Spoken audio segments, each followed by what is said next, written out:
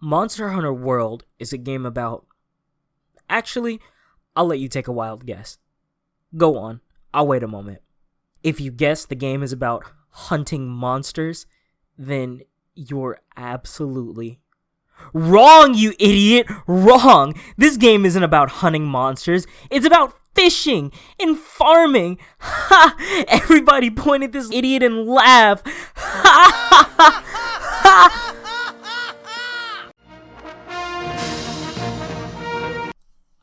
Wow, that peaked so hard.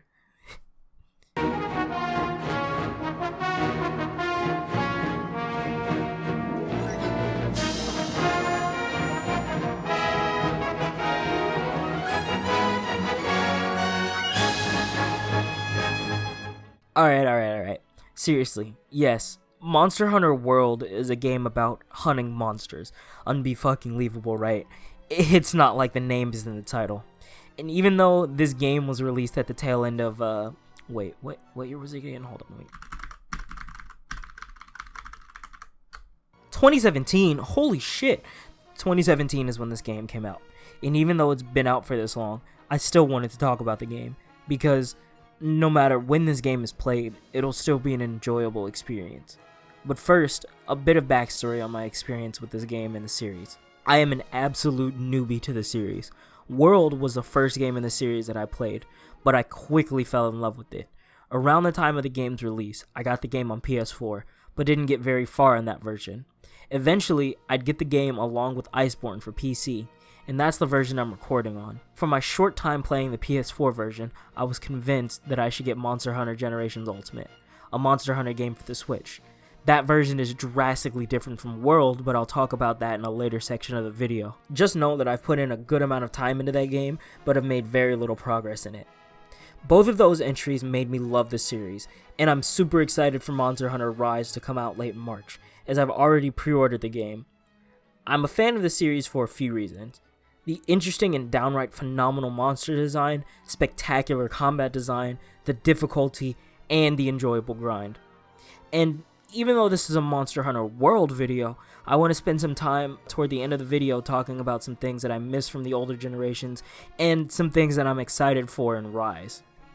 Alright, so starting with monster design, it's really good. Not only are the monsters visually distinct, but you'd usually be able to tell what a monster's moveset is based on their design alone. For instance, this monster has two pointy, gigantic horns on its head, and if you couldn't guess, he charges at you a lot. This monster sucks. This monster is brightly colored, similar to real-life animals, and you know what brightly colored animals means, right? Poison, baby! There are monsters that I haven't listed, but you should get the point. Monster design isn't the only thing that's great. Their overall movesets are too. Besides what you'd see just by looking at them, they also have tricks up their sleeve, like this Raytheon. You could probably guess based off the wings that it could fly. But she also has a spiked tail that, besides dealing damage to you, it also poisons you. So this wyvern can fly, shoot fireballs, charge, and poison tail whip you. Multiple ways. This Anjanath, besides having a killer fucking jaw, can also breathe fire when its disgusting nose bone is exposed. The Kadachi. Hey, it's a Kadachi. It's the Kadachi. It's the Kadachi. Ah, fuck. Kadachi. Kadachi. Hey, it's the Kadachi. Kadachi. Why did I spell its name different each time here? Anyways, the Kadachi, based on its color, you could guess it's an electric monster that mainly uses its mouth and tail to attack, but it can also climb trees and pounce down on you in an electric fury on certain occasions, and it can even use the ledges and slopes like hunters to glide and delay its tail slam attack. Last one I want to talk about for now is Bherna. It has a giant carapace on its head and is making a choo-choo noise. Better move out of the way before it— Fuck! Oh my god, I slammed the desk so hard there. Anyway, Jesus Christ. But probably one of the best aspects of monster design is, based on your performance, you could turn the tide of a fight in your direction. That Raytheon I talked about, you could cut off its tail, which means no more poison. The Anjanath can't breathe fire on you if you throw some puddle pods at its dumb face. The Tobi Kadachi. Hey, it's a Tobi Kadachi.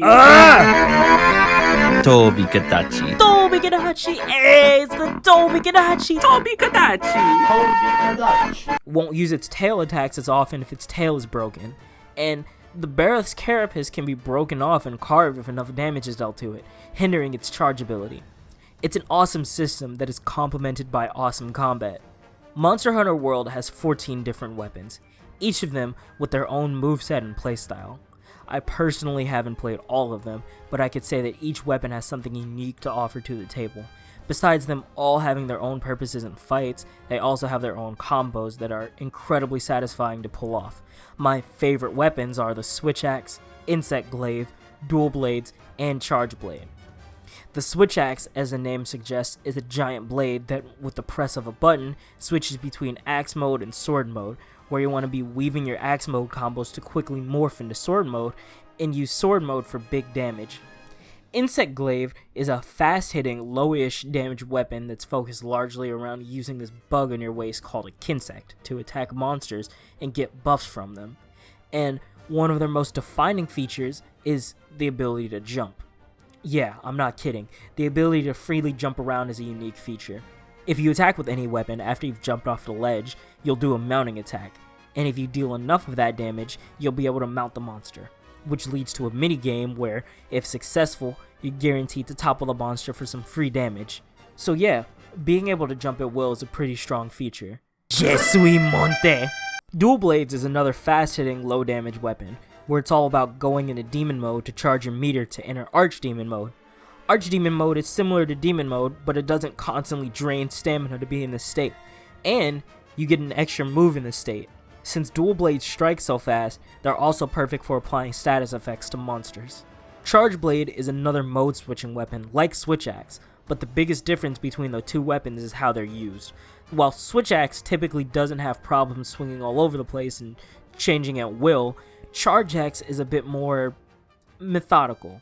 You use a sword and shield mode to build up charge in your weapon, indicated by the color of the weapon and its meter. When the sword mode is red hot, all of your sword attacks will bounce off the monster. So you charge the files in the weapon, which gives you enhanced axe mode attacks. Pull enough of those enhanced attacks off, and you have an explosive finisher. Now, I am a sucker for action games, so I really need to reiterate how different and unique each weapon feels, even the ones that seem to have similar functions, and I really think it's due to the fluidity of the combat. After I'd played the game for a bit and got the hang of the weapons I was using, I felt like a complete god.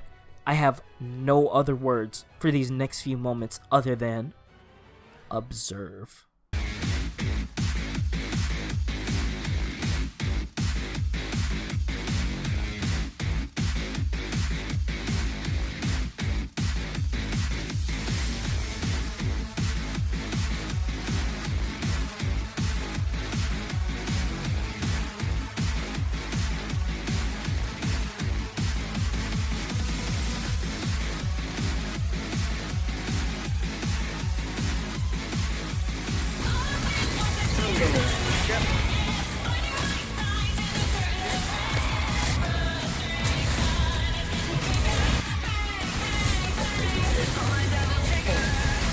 And even though I haven't used all of the weapons, I have friends that have used different weapon types than me, and whenever we're geared around the same power level, damage usually comes down to skill and which one of us takes better advantage of openings. And before I end this section, I wanted to give honorable mentions to the two blunt weapons, Hunting Horn and Hammer. Not only because Hunting Horn brings so many buffs to the table, being basically a battle bard and all, and Hammer being big dick KO damage, but also because both blunt weapons let me turn on my caveman brain and just go for face, and have a good time beating the shit out of some poor dinosaur. What's up, Doc? Wow! Ooga-linga! Anga bunga bunga! Bunga bunga bunga! Anga bunga bunga! Bunga bunga bunga! The combat wouldn't be nearly as rewarding if the game were easy though, which conveniently brings me to the subject of difficulty. This game is punishing, but not unfairly so. Like I said before, most attacks have some type of wind up or cue that lets you know to get the fuck out of the way, and If you aren't paying attention, it's Damage City. Monsters always do a decent amount of damage to you as long as you aren't wearing something like endgame gear to one of the earliest fights, which I think is a good thing, since monsters don't typically rapidly attack. Having big hitting attacks often lets the player learn attack cues and adapt to fights over time. And besides having damage being dealt to you, the player also needs to be mindful of the monster's element and what kind of statuses they can inflict. Remember that Raytheon I talked about earlier? Yeah, not only does she have a poisonous tail, but she also has poisonous claws and fire breath. So just because you've severed her tail doesn't mean you're completely safe from status effects from her. Careless hunters should also be mindful of the stun status effect that will gradually build up on you if you take too much damage too fast. Personally, I think the difficulty is scaled pretty well. You get hit hard enough to make you not want to get hit again, and you're given enough recovery time to react to whatever's coming next. And this difficulty is the exact amount of challenge that makes repeat fights exciting. Speaking of repeat fights, you're going to be doing those a lot. Whatever monster you hunt gives you materials at the end of the quest if completed. Armor and weapons require you to get materials from specific monsters, and the monsters you need to hunt are dependent on the equipment you want. So you're going to have to hunt the same monster repeatedly. In my opinion, it's an enjoyable grind, because the amount of times you want to farm a monster is dependent on what you want to get. Some people may hunt a specific monster because the armor set looks cool. Some people may hunt a monster because the perks on some of the armor is desirable for their build. Some may hunt because the materials are needed for a specific weapon tree, and others may hunt just because they like the fight. And the best part about that is that no matter the reason you're fighting, you're always making progress. Again, whether it's for new gear to face tougher fights, or because you're trying to master a monster's movement and fighting patterns. And even better than that, any of those reasons for wanting to fight the monster is a completely valid reason to play the game, and it's almost always encouraged to play your way. The only time that you can inconvenience other players on hunts is if you either die a lot or are tripping other hunters. But if you play solo, it's all up to you. So this section of the video is going to be focused more on things that have changed between previous Monster Hunter games and this one. There's also going to be some mentions of the future Monster Hunter game, Monster Hunter Rise, but I'll be sure to specifically mention it when talking about the game. Again, full disclaimer, the only other Monster Hunter I've played was Generations Ultimate, but I haven't progressed as far in that game as I have in World. I have watched many veteran players play previous games, and I still have insight to the series, but still, take my opinion on some of these with a side of salt. With that out of the way, I want to discuss one of the biggest changes World introduced, which was the environment. In the previous games, the locales that you visited to fight monsters in would always be segmented into areas like World has it. But unlike World, going from one area to another required a loading screen. It wasn't bad actually. Each area was like a mini arena, really only leaving the fight between you and the monster. Personally, I like both systems, but I'd have to say that the way World does it is preferable. Some of the environments in World are a bit overtuned sometimes in my opinion though, like in the ancient forest where there are a few spots where you could just hit part of the ceiling to make a collapse on the monster, immobilizing it. I think it's pretty cool, but I also think that it takes away a bit from fighting the monster, like you're trying to exploit the environment instead of the monster itself. I like some of the destructible environments a bit more when they're caused by the monster, like the giant floodgate near the top of the ancient forest. With that, it feels more like I'm trying to bait the monster into doing something stupid rather than just shooting the ceiling down. And actually writing this makes me excited for Rise, because I think it's going to have the best of both worlds. Based on the demo and trailer footage that I've seen, Rise has maps with no loading screens, but the terrain is flatter compared to World, with less environmental clutter. So I'm super excited to be able to play the game when it comes out to give a more experienced opinion on the game. One of the best things to come out of areas having no loading screens are exploring and tracking and chasing down monsters. Speaking of, gone are paintballs. To anyone new to the series, you may be asking, what are paintballs? See, in the older Monster Hunter games, monsters were tracked by throwing paintballs at them. During the fight, you'd have to throw more paintballs at the monster because they run on a timer that you can't see, or sometimes monsters were just able to remove the paintball effect from them. I'm so glad paintballing was removed, because that, coupled with loading screen between the areas, made tracking and hunting monsters that went to a different area such a chore. And speaking of chores, man, I really need to find a better transition to different topics. A lot of menial shit was removed in World. In the old games, picking up items was a 3-second animation from a gathering spot, where you'd get a random item from the map's drop table. In World, the actual items are scattered across the map and are picked up instantly, and can even be picked up while moving. Whetstones, an item used to sharpen your weapon, are now infinite use, no more needing to craft or gather them anymore. Other gathering items like pickaxes and bug nets no longer have a chance to break and don't take up an inventory slot. This means you don't have to worry about crafting them or forgetting them when leaving for a quest. I think there may be some other small things that I missed, but those have been the most prominent things that I've noticed, and I've gotta say, I absolutely love all of the changes because it doesn't take away from the game, and the faster gathering speed gives you more focus on actually hunting the monster instead of spending a lot of time in gathering animations. Something else I should note are the amount of large monsters that can be present in a location at once. From what I've researched, the maximum is 3 monsters, but unlike previous Monster Hunter games, those 3 monsters can be in just about any arrangement, even when you're exploring the map in free roam. Elaborating on that, in previous Monster Hunters, whenever you'd go on a quest, you'd usually be told what large monsters would be present at once, but World does it differently. Even if you go on a quest to hunt a specific monster, the other monsters that could be present at the time are random, with certain parameters of course, like quest difficulty and the map you're on. So, you could be on a quest to hunt that gigantic electric squirrel that I won't name, and you could be invaded by the monster equivalent of the B-29. Nigga, did I just catch you having fun?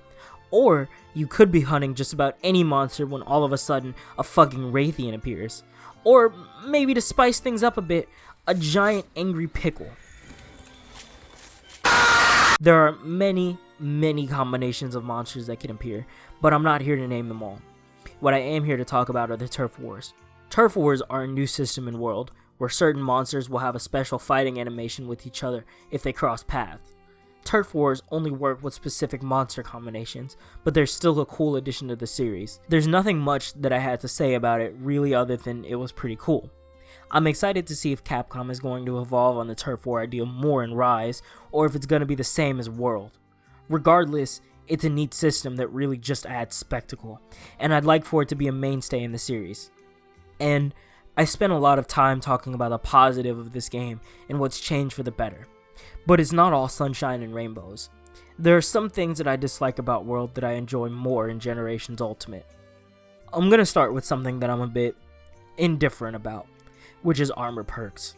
In the previous Monster Hunter games, almost all armor pieces had positive and negative armor values. The way it worked was having at least plus or negative 10 in a respective skill, you'd get the buff or debuff, and you'd get stronger values at plus or minus 15 and 20. I thought it was a cool system, allowing for a more give and take approach to whatever armor skills you wanted to have. Like, say you went overboard on the attack up skill, well, in return you get a defense down as a negative armor skill. I think it made you think a bit more critically about your armor, talisman, and decoration combinations were.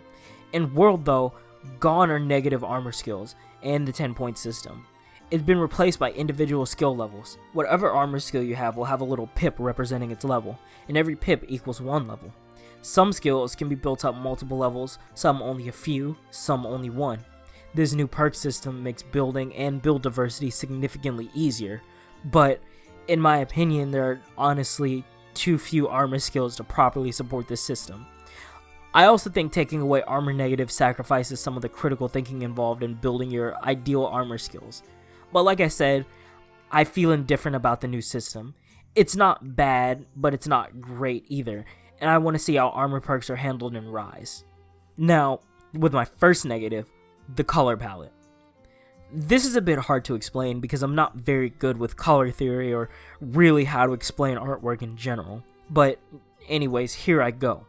World, in my opinion, has a very dull color palette compared to GU. What I think is the root of the issue is that the game is textured to look similar to a real forest and deserts and such, so the colors used are less saturated, I guess. Comparing that to GU and the locations I've been to so far, where all the environments are using bright, kinda highly saturated colors, it makes everything look so vibrant. But don't get me wrong, the world still looks beautiful and has amazing texture work done. It's just the color choice used that makes the game seem a bit less stylized than previous generations. This is another reason why I'm excited for Rise though, because the game looks to be a nice compromise between bright colors and high quality textures. I think I noticed the color scheme so much because the environments don't contrast with the monsters as much as previous games have. And that part isn't really much of an issue because, well, monsters need to blend into their environment to hunt prey. It's just how nature works. What I don't appreciate that much though are the new monster designs. The new monster designs don't really click for me. Again, this is only talking about the base game, not Iceborne, which is content I haven't played yet. A lot of the new monsters in World I don't really care for because they seem so plain. Especially a lot of the early game monsters you fight. Like, for instance, the Great Jagras. It's a good beginner fight with average speed attack cues, and it looks visually interesting. But compared to the Great Maccao from Generations Ultimate, they're both beginner monsters, but one has more going on for it than the other. The Great Maccao has this big tail that it can rest its body on in order to use its legs like it's boxing. It can also send itself flying forward in a furious lunge from its tail position, but if you hit it enough while it's on its tail, it'll trip over, opening it up to take a lot of damage. Kuluyaku is another early game monster that's just boring. It's a giant bird that you can hit with big rock. That's it. I could list a couple more, but I feel like a lot of the new monsters in World were very plain compared to the design of previous Monster Hunter games. There are indeed some really cool large monsters in the game that are new to World, like LilLeemison. It looks like a giant butterfly, but it shoots ice everywhere. It may just be my affinity for ice and electric type monsters that makes me like it, but I think the way that it moves and its attacks are really cool. Puke and Tobi Kadachi. It's the Tobi Kadachi. Damn it, I said it again. Are really interesting fights design-wise and combat-wise. I already talked about both of them before, so I don't need to go on about them again. All that needs to be said is that I like them, and am glad to see them returning in Rise. Even though I haven't fought it yet, I really like the design of Betelgeuse, from how it interrupts your fights, adding that little bit of terror to an already potentially stressful hunt, to the way that it looks. I want to see this one return in Rise. It's a bit strange to me though, that World introduced 14 new monsters, not including crossovers and Elder Dragons. I'm going to talk about them separately, but a majority of them seem very plain or average design-wise. Again, don't get me wrong, the fights are still fun, fair, and visually pleasing. It just feels plain compared to previous Monster Hunter titles. In my opinion, the newer monsters in Generations and Generations Ultimate were a lot cooler in my eyes to the monsters introduced in World, and I don't want this section to drag on too long, so I just want to list two monsters from Generations and GU, Astalos and Ahtal Ka. I haven't fought either of them personally, but I have looked at their fights. Their designs alone should be telling enough, but if you want to see what their fight looks like, you should look at Gaijin Hunters and Boss Fight Database's videos on the fights. Links in description. But, back on subject, Rise looks like all of the new monsters will be really cool visually and fight-wise, so I can't wait to see what the game will be like when it comes out. The last thing I want to talk about are the new Elder Dragon designs. I really like most of them. The one that I hate is Zora Magnaros, because, well, it's just a giant mountain. Not to mention the horrendous fight, the layout of his backside is confusing, lava bursting out of his weak points is pretty falling rocks the takes so long. Nervous Dragon destroying barricades. Yeah, you get the point. The other Elder Dragons that were new to the world are pretty interesting. I actually really like the design of Nergigante though. It's a proper dragon compared to the wyverns that you fight, and I like the quill growing mechanic that goes with fighting him. I do prefer some of the older generations Elder Dragons design-wise though, like the Kirin, which is basically just a lightning unicorn. Pretty unique considering there isn't any other monster like it. Gore Magala is another favorite Elder Dragon of mine because of its design and lore, and if you don't know about it, I really suggest looking up the wiki on it. It's a really good read, and it's a really cool monster. Then we have my absolute favorite Elder Dragon, Valstrax. A giant dragon with fucking jet engines for wings, using them both for offense and utility. I love the design for this monster, and although terrified of getting my shit kicked in by him, cannot wait to fight it. I really hope Valstrax returns in Rise, because I'd love to see what new moves he'd get. All in all, I adore Monster Hunter World, and am enjoying playing it, and will keep enjoying playing it. Any negative that I mentioned doesn't outweigh all of the positives of the game. It's a solid title to pick up for hundreds, if not thousands of hours of fun, either on your own, with friends, or with randoms. The game is $30 on Steam right now, but you could also get it on PS4 and Xbox, but I'm unsure of the price there. And the expansion Iceborne is $40 on Steam. Again, you could also get those on console, but I'm not sure of the price. I'd recommend getting World and playing it for a bit first, before getting Iceborne to figure out if you want to spend money on the expansion, but I think both are totally worth it. And that's about it. Hope you enjoyed watching this video, and be sure to tune in next time when I talk about Risk of Rain 2. As always, stay safe.